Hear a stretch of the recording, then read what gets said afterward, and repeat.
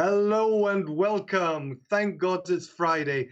Hello and welcome to the UBE Academy Friday afternoon chill out. Today we are going to talk about mobility, or to quote The Who, we are going mobile. I want to talk today about the future of mobility. What's going on? What will be happening? What is just hype, and what is really going to change? What is for real? And who's better placed for a discussion on these topics than my dear friend, Professor Dr. Christian Böttger. Hello, Christian. Yeah.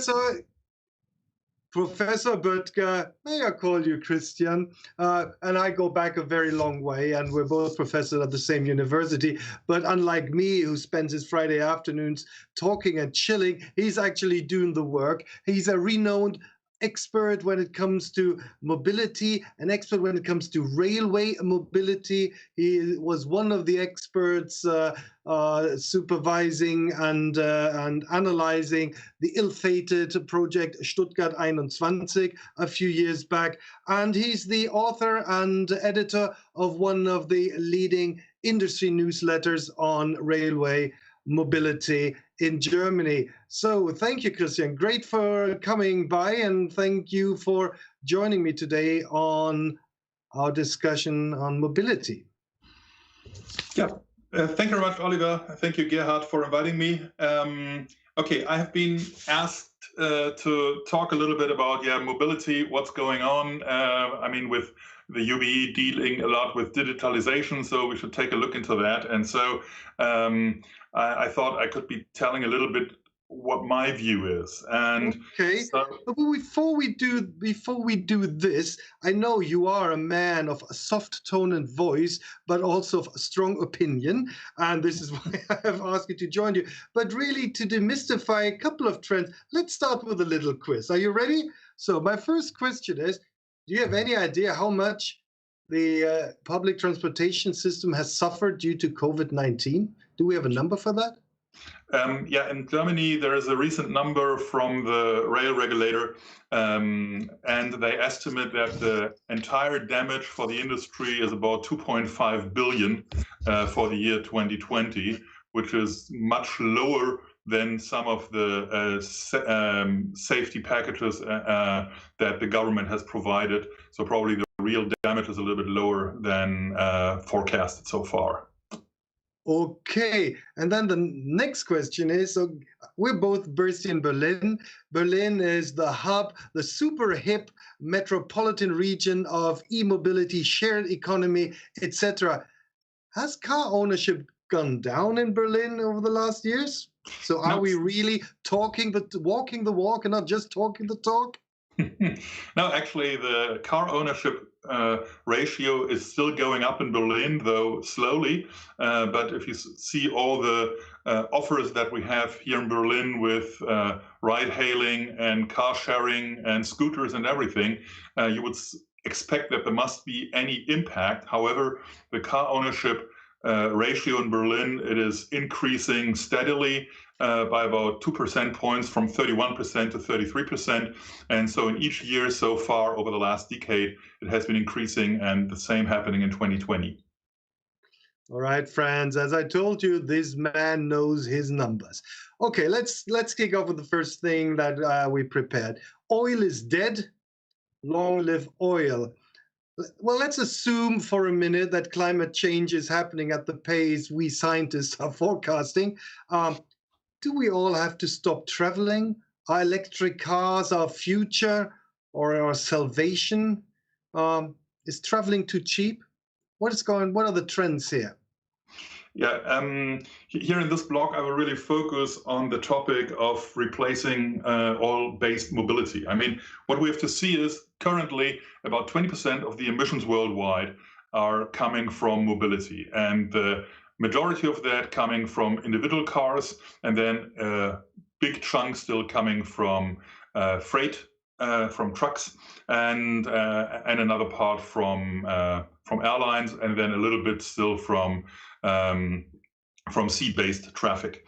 And so if we want to reduce emissions in general, there's no way that we have to tackle emissions in transportation as well. And what we have to see is that our entire lifestyles in the Western countries, in the industrialized countries, that it is shaped by the availability of individual cars. I mean, the way we live, the way we shop, the way we spend our leisure time would hardly be thinkable without individual cars. This is a little bit different if you really live in the centers of big cities. So all the decision makers living inside the city ring in Berlin may see that slightly different, but as soon as you get out of that area, things look quite difficult. And actually, if you really live on the countryside or in the suburbs, really you need the car. Otherwise, you can't bring your kids to school. You cannot really shop. Your soccer club or whatever you do for the leisure time is hardly accessible without individual cars. And so therefore we have to see that the individual car is really deeply rooted in our society, and it really shaped the way we live and we shop. And therefore it's very hard getting rid of that. And, okay, so then I just going to buy me a new Tesla and the climate is saved.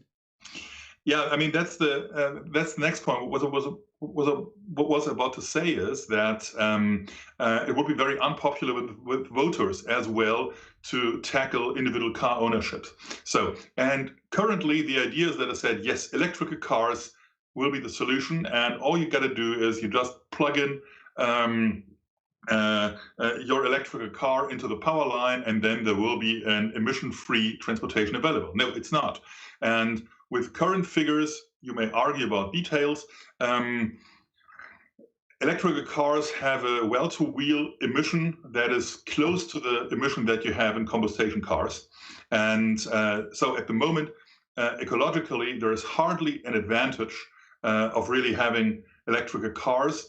They're very popular wherever they're subsidized. And if you see how they're subsidized in Germany at the moment, you can say there's an implicit a premium of about 3,000 euros per ton of saved carbon emission, which is extraordinarily huge. And you've seen that in China. Once the subsidies stopped, people stopped buying electric cars because without subsidies, without other advantages like preferred access to cities or so, they're not really competitive at the moment. Maybe for the non-experts, well-to-wheel. This means what you say, the balance or the if you do the accounting properly, then you're saying that it doesn't make a difference whether I drive a Tesla or a Porsche 911. Yeah, exactly. And the big difference is that, I mean, in principle, manufacturing a car causes some emissions. As long as you mainly have metal bashing and a little bit of plastic parts, that's not that significant. However, the battery takes significant energy to produce.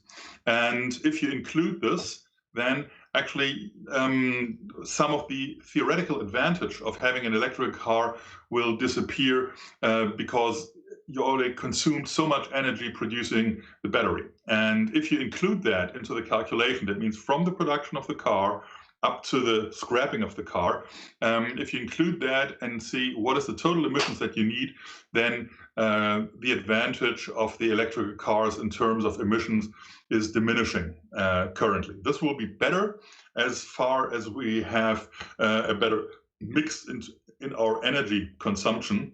However, at the moment, we are in the range of about 50-50 between fossil-based fuels and renewables. But this will not change easily for the years to come.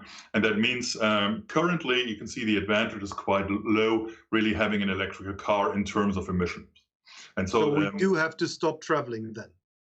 Well, that's that would be the political impact. And I say, at least given today's technology, electric cars are not the solution, even though there's high subsidies for that. And you can see the subsidy pattern that we have today are in a way that you cannot easily stop just going for electric cars, because the entire industry is prepared for that and they're relying on the subsidies that have been promised to them for the next 10 years.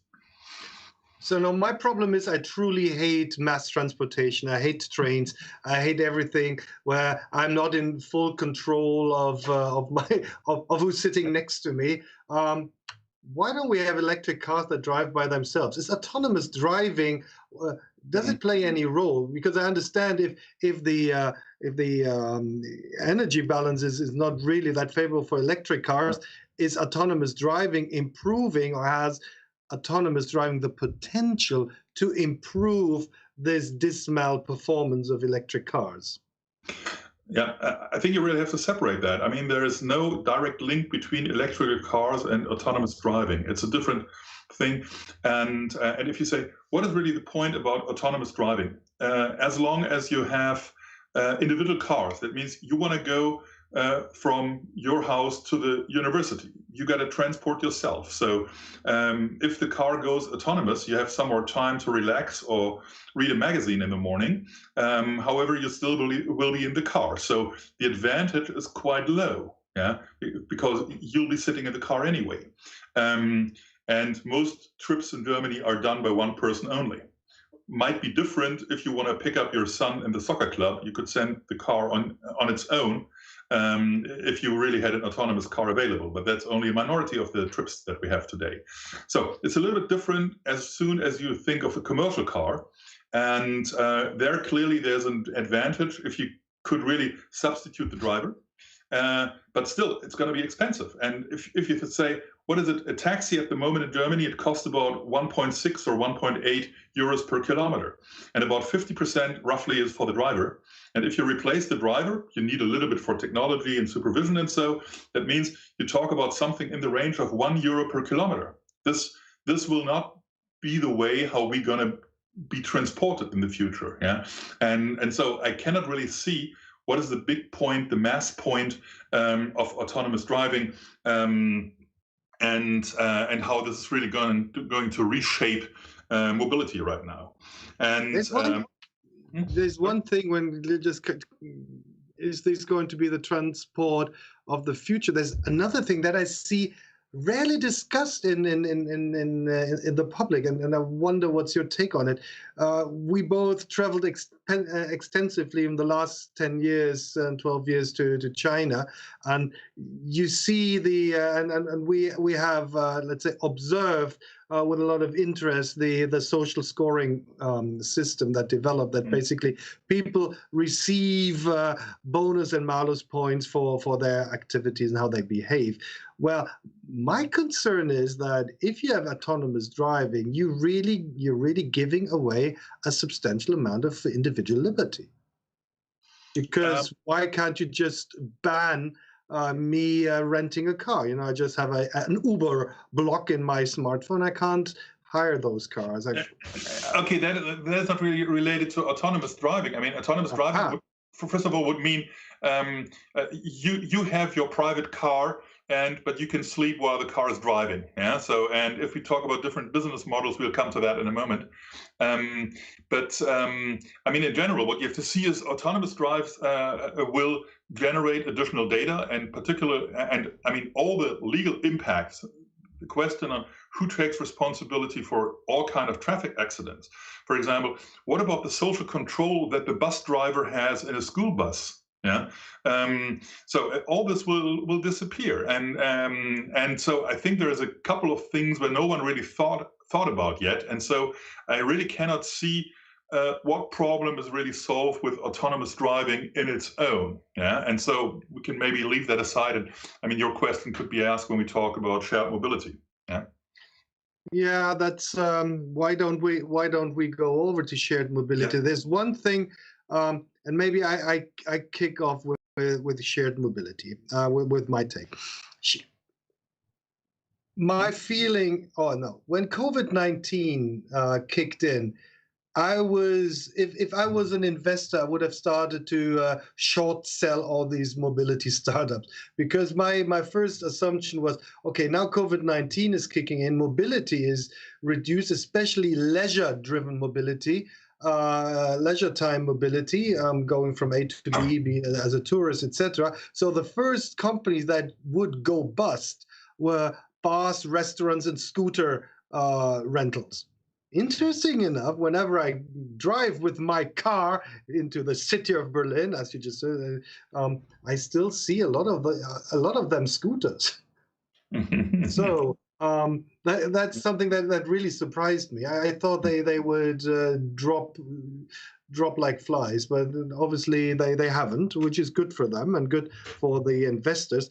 But nevertheless, is shared mobility saving us? We know autonomous driving will not. We'll just learn from you. Electrical cars, well, they may or may not have an impact. But how about the shared economy? Wouldn't that be great instead of these uh, over investment that we have? You know, I have a car, I own a car, which is probably 20 hours a day unutilized. Now, suddenly, I would have a much more efficient way to organize mobility, at least in larger cities. Yeah, it's quite interesting. Number one is what you have to see is we have a clear consolidation already going on with all those shared mobility and ride-hailing operators. I mean, Mercedes is about to write down hundreds of millions in their investments. In that, Lime has been taken over by Uber, and so you can see the consolidation is ongoing. And as far as I know, no one's really making money with it. And at the moment, you see, I mean, we have a situation where there's a lot of money on the market. We have a lot of wealthy investors, and there has been a lot of talk over the last years that the mobility of the future will be totally different, and there will be tons of money to be earned. And so all this money is invested currently, and I really, as I said, in a hurricane, even turtles can fly. Yeah, and but so far, no one's really making money with it.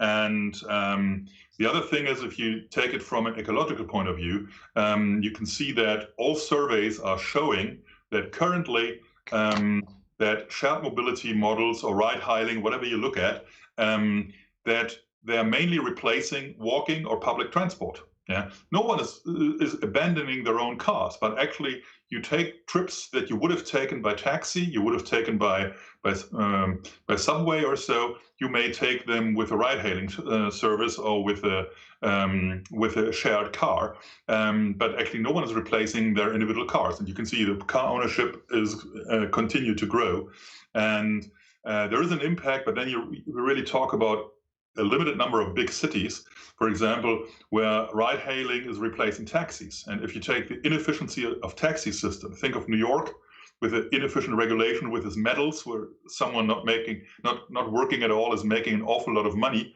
at the expense of the workers there. Or the lack of provision of sufficient number of taxis like in China, or actually the strict regulation for taxis in Germany, which do not apply to Uber.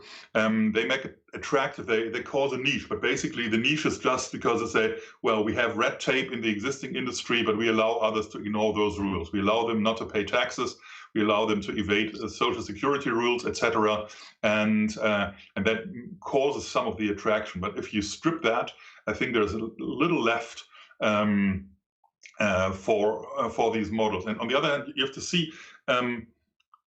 Everyone's just looking into the city of Berlin, and that's really different. But the question is, how would you organize that for yourself living in a suburb? I mean, you want to have a trip all across the city to the university in the morning, and you want to have a trip back, and possibly you want to go in the evening to a bar downtown somewhere. But all your neighbors have a similar pattern. And right now, everyone decided to take their own cars, even though it's very expensive, and not to share the subway for that. But so it's not efficient if you expect the car at your door in the morning that brings you back in the evening smoothly, then actually, if everyone has the same pattern, there's no savings effect. The savings effect is there if the car can be moving all time long, as you can expect it in downtown areas. But that's it. And so I cannot really see the big viability of this. And right now what you see is it is mainly financed by investors currently. No one's making money. And plus there is a niche in the market that really comes from regulations that are not as tight as for the incumbent operators, but mainly it's no good for the for emission savings. Yeah, and even a small scooter has more emissions if you include all the recharging at night or so, it has more emissions than a regular car. Yeah? And so I really cannot see why there's any public support for that.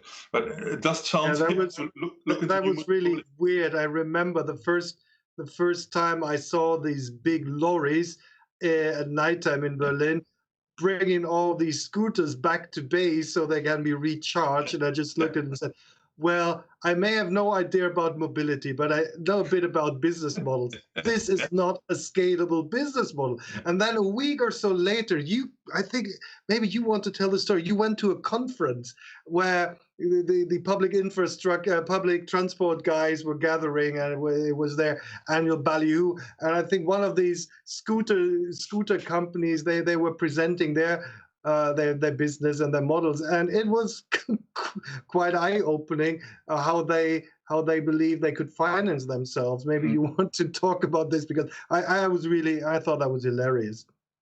Yeah.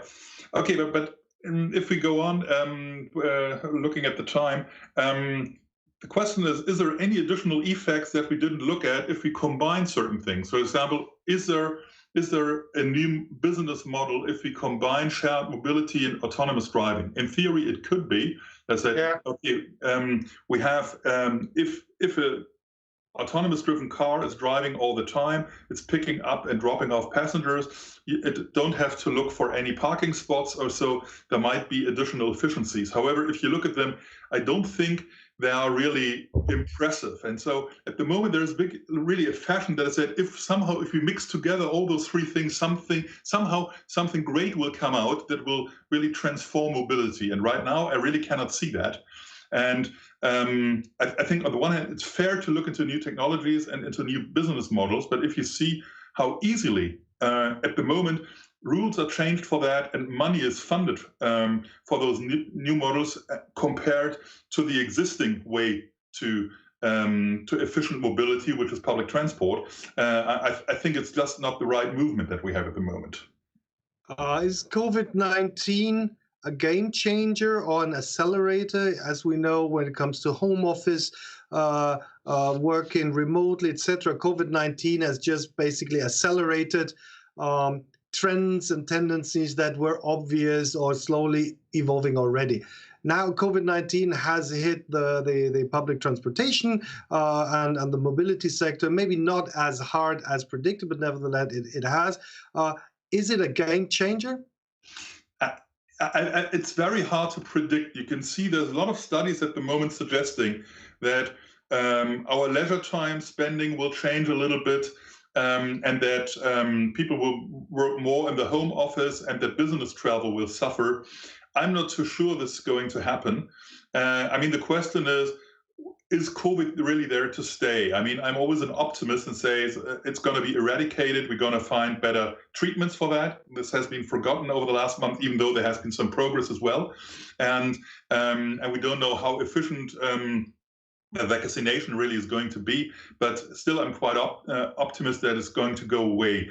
If we're going to live for a 10-year period where they say there's always a risk, even though it's low, this may damage public transport a little bit, but currently I'm quite optimistic. And if you see, I mean, with this Fridays for Future movement over the last years, everyone said, well, this is really a game changer and people will change their mobility. No, nothing's happening. The people are flying, the same people who are protesting on a Friday or skipping school on Friday to protest for a better environment. They go to a weekend trip to Barcelona with a low quality aircraft on a Friday evening. Yeah. And so if you can see pre-COVID, despite all this Friday for Future movement, actually airlines have been doing great. And so I think traveling is really something that is deeply rooted in us. And I'm very doubtful that we're going to have an ongoing effect by COVID.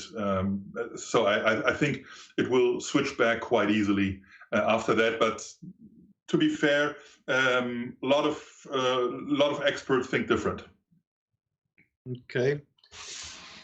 I will not comment on your strong opinion about Fridays for Future protesters, and I will leave this as it is. I only want to add, I will probably disagree. However, Now, what have we learned? Um, um, Electrical mobility. Sorry. I have one point before the 60 seconds, please. Yeah. One more point. Actually, I think the view is very important. That I said I may sound quite critical to new technologies, but I think the really interesting thing is that we have a lot of things happening at the moment, yeah, and nobody's really talking about that, but it's already happening, and there's a lot of room for things, for technologies really to change mobility. But it's not the big things talking about flying taxis or delivery of the latest book with Amazon, but it's rather the small things happening. For example, autonomous driving in a public room where kids may be playing on the street. It's extremely complicated. However, autonomous driving, organizing that is much easier in certain limited cases. And you can see that for agriculture, yeah, for farming vehicles. A lot of things are happening, and probably they will be the first ones to introduce that in Germany. Or in public transport, that I said, the shunting that you do in the rail yards, yeah, where there is no kids running around. It's much easier to organizing there. Internationally, the first completely autonomous driven railway is a mining railway, 500-kilometer mining railway in an area where no one lives. Yeah, and this is where the changes are going to happen. And you can really go through that. As I said, there's a lot of room if you talk about platforms. Right now, 25% of the truck capacity in Germany are running idle. Yeah? If you can have a platform to better fill the capacity, actually, you can have huge impacts. Yeah? And you can really go through that. Autonomous driving right now. We have turning trucks that kill about 100 people per year in Germany. I mean, there is an easy assistant, a turning assistant that could prevent most of those accidents. And I mean, the industry has been very reluctant to introduce that, but actually there's tools available, and there's a lot of smaller scale things happening. And I think there's a lot of room for improvement. And this is ongoing. I think that's one of the strengths of the German industry as well, to work on those small things. I mean, the Californians are rather thinking in the big visions for the future in 20 years, but I think Germany is not doing that bad, really working on this, on those smaller things. And I think this is something that should be noted, and that there's a lot of impact. And I mean, this is really a lot of points where you really can work on. Okay, now having this, let's say, as a vision statement on your end, as we always do, the last 60 seconds. First of all, thank you so much, Christian, for coming. And I think that was quite a lot of food for thought for us. And although I tend to disagree with most of the stuff you're always saying, this time I really have to agree. Yes, this was really extremely meaningful and resonating with me. However, the last 60 seconds, my dear friend, belong to you. Tell us everything you always wanted to say on TV. Okay, I think it's just summarizing up. I think that the big visions that we have currently regarding the new models of mobility, that they won't be implemented for the decades to come. I think they're heavily overrated currently, really driven by the desire to change things, and at the same time not to rock the boat when it really comes to car drivers, which are an important group of voters. You shouldn't forget, 2/3 of Germans never use public transport. For them, mobility is cars, yeah? And nobody who wants to win an election can do without those. And so I don't really think this is changing. However, it's a convenient story for politics to say, yes, a lot of things are happening and it's all going into the right direction. Don't be concerned. We won't take away your car. Something else is going to happen.